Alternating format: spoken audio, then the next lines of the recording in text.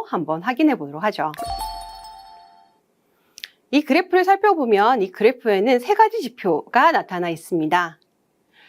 붉은색으로 나타나 있는 것이 굿즈고요. 파란색으로 나타나 있는 것이 명품입니다. 그리고 초록색으로 나타나 있는 것이 어느 것을 갖고 싶은가에 대한 것을 물어본 것이죠. 자, 그렇다면 이 굿즈라는 이런 의미에 디자인이라는 것을 붙이면 어떻게 달라질까요? 기본적으로 디자인되었다라고 하는 것은 좀 더 이쁘게 만들었나? 라고 이해를 하실 수 있을 것 같은데요. 사실 이 디자인이 되었다라는 의미 안에는 두 가지로 해석을 할 수 있을 것 같습니다. 첫 번째, 또 이 제품이 이렇게 하니까 더 편하네, 그립감이 더 좋네 라고 하는 것도 디자인이 되었다라고 이해를 할 수 있습니다.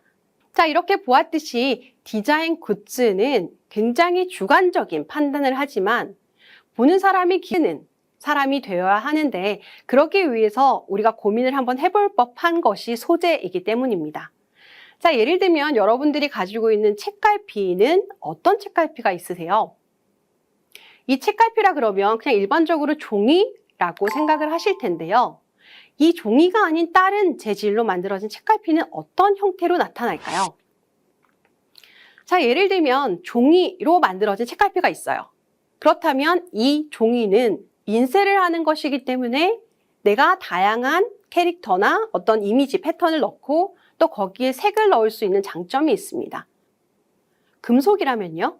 금속이라면 그 금속 안에 들어가는 형태를 정말 섬세하게 따서 안에 들어가는 구멍까지도 다 형태로 만들어낼 수 있습니다. 굿즈를 만든다라고 했을 때에는 디자인 방향성을 어떻게 설정하는지가 굉장히 중요한데요. 수 있습니다. 하지만 저는 그렇게 생각하지 않고요. 디자인을 하는 전체 제품 형태까지 디자인하는 것을 저는 추천드리고 앞으로도 훨씬 더 많은 확장성이 있는 방법이라고 생각이 드는데요. 예를 들면 부채를 디자인한다라고 했었을 때 그 부채가 일반적으로 나누어주는 그 부채를 넘어서서 전통의 부채 형태도 있을 거고, 지금 보시는 저런 동그란 형태의 부채도 있을 겁니다. 거고요. 내가 어느 지역에 있는지 또는 내가 누구를 좋아하는지도 소속감으로 표현할 수 있습니다. 또한 개인 취향으로 내가 이걸 보면 너무 기분이 좋아, 또는 한정판이기 때문에 나는 이걸 소장을 해야 돼 라는 사람들이 늘어나는 것이죠. 이해가 됩니다. 네. 그러면 엔잡러는 언제부터 시작을 하셨고 그걸 시작하게 된 계기가 있을까요? 그 시점, 임신한 기간 그 시점부터 좀 엔잡러를 시작했던 것 같습니다. 지금은 제가 디자이너로 활동을 하고 있지만 처음에 엔잡러를 시작할 때는 온라인 환경에서 내가 어떤 일을 할 수 있는지 찾다가 두 가지를 먼저 했었는데, 첫 번째가 블로그, 두 번째가 유튜브였습니다. 그 두 가지를 하면서 온라인 내에서 어떻게 마케팅을 하고 영상도 만들고 그 과정을 밟아가다가 제 본업, 제 전공이 디자인을 살려서 디자인 일까지 접목해서 엔잡이를 진행을 하게 되었습니다. 그러면 그 계기라고 하는 것은 임신이었던 거네요. 네, 가장 큰 이유는 그거였습니다. 되게 많이 힘드셨을 텐데 네. 그래도 거기 안에서 찾을 수 있었던 이유는 이게 디자인이었기 때문에 가능했을까요? 굉장히 큰 무기가 되었습니다. 왜냐하면 제가 블로그랑 유튜브를 먼저 시작을 했다고 했는데, 제가 디자인을 할 줄 알았기 때문에 블로그 같은 세팅 부분 같은 경우도 이제 배너라든지 이미지 같은 것도 블로그에 더 많이 사용을 하면서 블로그 이웃분들 대상으로 관련한 디자인 마케팅 같은 것도 하면서 블로그가 컸고, 유튜브 같은 경우도 유튜브 배너라든지 썸네일 같은 부분, 그게 다 디자인 영역이거든요. 이제 저는 그걸 할 줄 알다 보니까 그렇습니까? 네. 저희 무브앤두두에서 가장 시그니처 제품은 그 거즈로 만든 턱받이와 스트랩 블랭킷이에요. 그래서 저희가 처음에 아이템을 선정을 할 때 제가 출산을 하고 처음 받았던 선물이 턱받이였거든요. 그래서 아기가 신생아 때 처음 사용하는 소품이라는 생각도 들었고, 다양한 턱받이를 사용을 하다 보니까 너무 작거나 아니면 너무 크거나 끈으로 묶거나 하는 불편함을 느끼게 됐습니다. 그래서 좀 적정한 사이즈와 좀 편리하게 아기에게 착용하면 좋겠다라고 생각을 해서 저희가 여러 가지 샘플을 통해서 가장 표준화된 사이즈를 찾기도 했고요. 그리고 똑딱이를 달아서 쉽게 착용할 수 있고 2단으로 해서 길이 조절이 가능한 그런 턱받이를 만들게 됐어요. 그리고 고객분들이 굉장히 좋아하시는 소구점이 되기도 했습니다. 그리고 저희 모멘토드에서 가장 많이 판매되는 제품 중에 하나인 이렇게 끈이 달린 스트랩 블랭킷이 있어요. 그래서 스트랩 블랭킷을 처음 만들게 된 이유는 아기를 아기띠에 안고 이동을 하거나 활동을 하는 경우가 굉장히 많이 있어요. 그래서 아기띠를 했을 때 그 많은 짐과 아기를 손으로 받치고 있어야 되는 불편함이 있습니다. 그래서 엄마의 손이 자유로워졌으면 좋겠다라는 생각으로 블랭킷을 아기띠에 걸면 너무 편할 것 같다라는 작은 부분에서 시작을 했어요. 그래서 보통 끈으로 묶는 타입들은 간혹 해외 제품이 있더라고요. 그런데 저희는 뚝딱이라는 간단한 소품을 활용해서 이게 뚝딱이로 가볍게 착용할 수 있고 또 다양하게 아기띠 또는 엄마 목에 걸거나 아기에게 블랭킷으로 사용할 수 있는 방식을 연구를 하고 그것을 적용했더니 이제 어머니들이 굉장히 좋아해 주셨습니다. 그리고 두 번째는 당시 저희가 브랜드를 처음 런칭을 할 때 코로나 시기와 맞닥뜨렸어요. 그 당시 어른들은 마스크를 착용을 시작을 했는데 신생아 같은 경우는 마스크를 착용할 수 없는 경우들이 많기 때문에 어머니들의 불안 같아요. 이 두 가지에 대한 용어의 차이점을 좀 알려주시겠습니까? 네, 보통 많이 그렇게 이제 혼용해서 사용을 하시는데 브랜드라는 거는 이제 시중에 나와 있는 이제 로고 디자인 그 자체, 그러니까 브랜드가 이미 완성되어 있는 상태를 브랜드라고 보통은 얘기를 합니다. 그래서 우리가 애플이나 나이키처럼 우리가 누군가에게 얘기를 했을 때 나 그 브랜드 알아 라고 할 때 말하는 그렇게 사용하는 브랜드고요.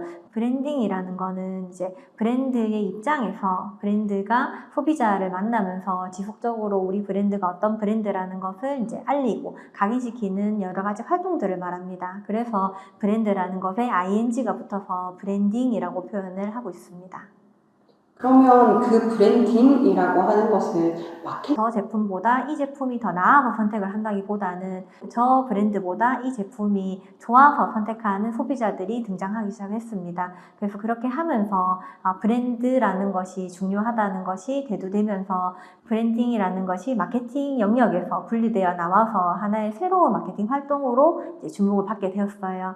그래서 마케팅이라는 거는 다른 제품과 우리 제품이 가지고 있는 차별점을 극대화해서 알려주는 것을 말하고, 브랜딩이라는 거는 이제 다른 브랜드와 우리의 차별점을 만들고 철학을 만들어서 펜을 만들어가는 과정이라고. 한 개부터 제작이 가능한 이제 굿즈 제작 같은 경우는 저희가 이제 굿즈를 어떻게 제작을 할 수 있을까? 이 베이스 기부분에 물건들이 있을 거고 그 물건의 어떤 프린팅이나 후가공을 통해서 뭔가 자신만의 어떤 디자인을 표현하는 그런 방식이 있을 텐데요. 이렇게 하나의 베이스 상품들과 인쇄의 방법들을 맞춰서 저희가 하나의 모듈을 만들어놨어요. 기존에 있는 물건들 안에서 내가 옵션을 선택하고 나의 디자인을 얹혀서 좀 더 나의 어떤 브랜드 상품의 다양화를 만들 수 있는 그런 이제 서비스를 제공하고 있고요.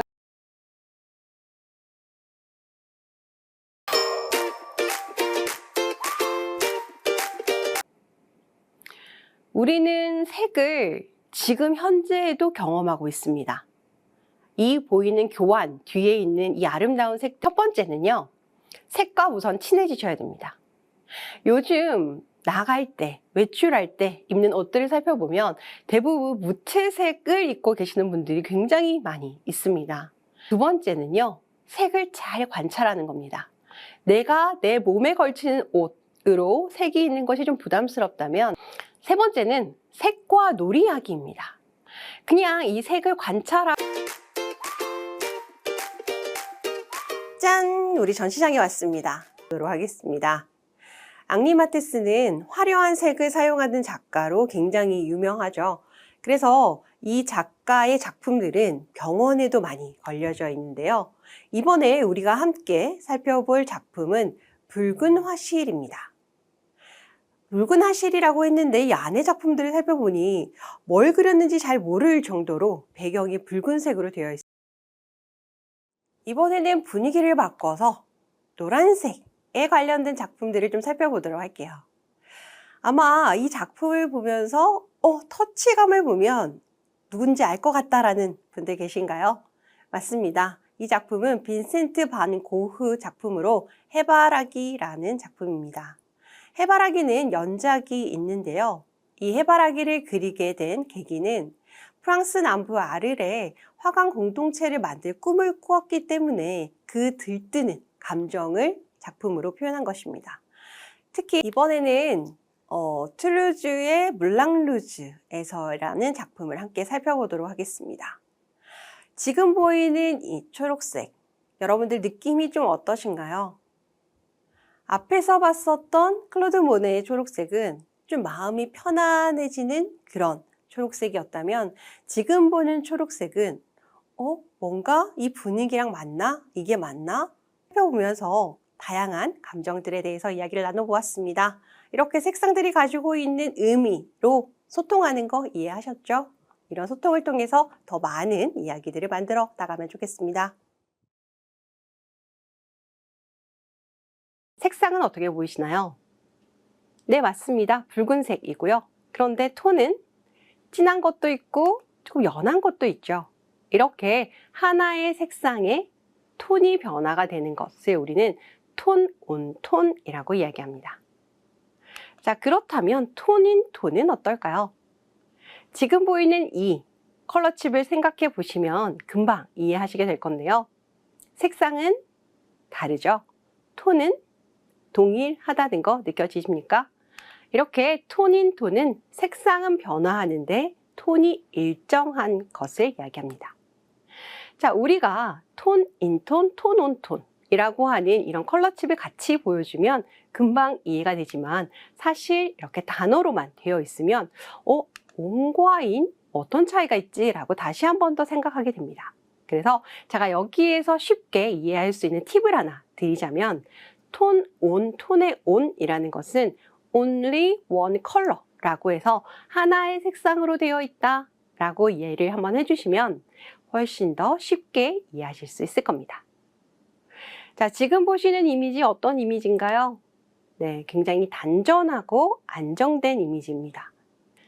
네, 다음은 톤, 인톤입니다. 자, 이런 색상을 보면서 나도 입고 싶다 라는 생각 드시나요? 아마 이런 생각이 든다면 굉장히 개성 있고 나를 표현하고 싶어하는 그런 유형의 사람일 겁니다. 자, 왜냐하면 이런 색상을 변화시켜서 매치해서 입는다는 것은 사실 생각보다 쉽지 않은 일이거든요. 이런 색상들을 통해서 나의 개성을 표현할 수 있다면 나는 어떤 나의 개성을 표현하고 싶은지 이런 걸 한번 생각해 보는 것도 좋을 것 같습니다. 와, 앞에 있는 여자 너무 멋있죠? 네, 톤이 동일한데 색상이 다른 이런 것 같은 경우에는 아마 우리가 이미지에서도 느껴지듯이 굉장히 나를 표현하고자 하는 그런 욕구가 보입니다.